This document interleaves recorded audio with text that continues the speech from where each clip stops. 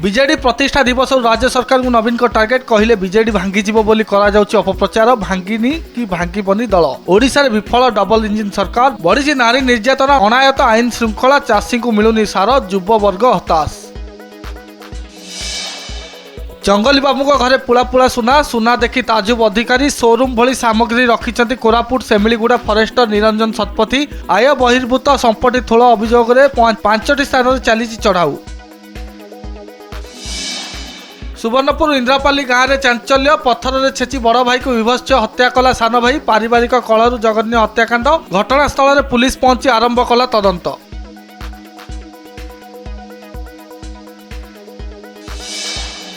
ଚାନ୍ଦପାଲି ଦୁଷ୍କର୍ମ ପୀଡ଼ିତାଙ୍କ ଯନ୍ତ୍ରଣା ଭରା ଚିଠି ଲୋକଲଜ୍ଜା ଭୟରେ ବିଷ ପିଇ ଦେଇଥିବାର ଚିଠିରେ ଲେଖିଲେ ପୀଡ଼ିତା କାହାକୁ ଜଣାଇଲେ ତାଙ୍କ ଭଉଣୀ ସହ ସମାନ ଅବସ୍ଥା ହେବ କହି ଧମକାଇଥିଲା ଅଭିଯୁକ୍ତ କଟକରେ ଚାଲିଛି ଚିକିତ୍ସା।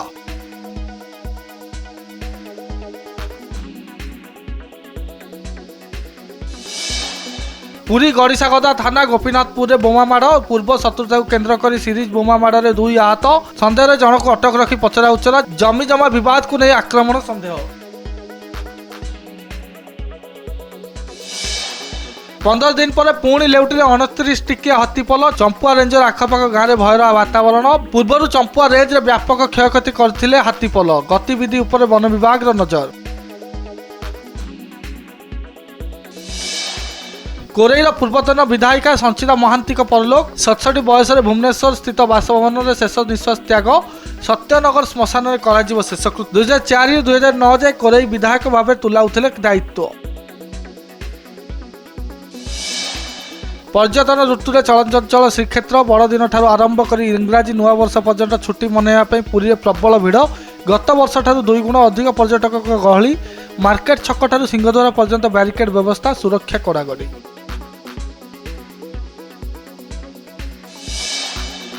देवगढ़ जिला आड़स पंचायत सुना खनि ठाब गाँ लोकों भितर भाड़ेनी हाथरू जीव भिटामाटी भारतीय भूवैज्ञानिक सर्वेक्षण संस्था जीएसआई आकलन आड़स पंचायतर 4 गाँव रही सुना।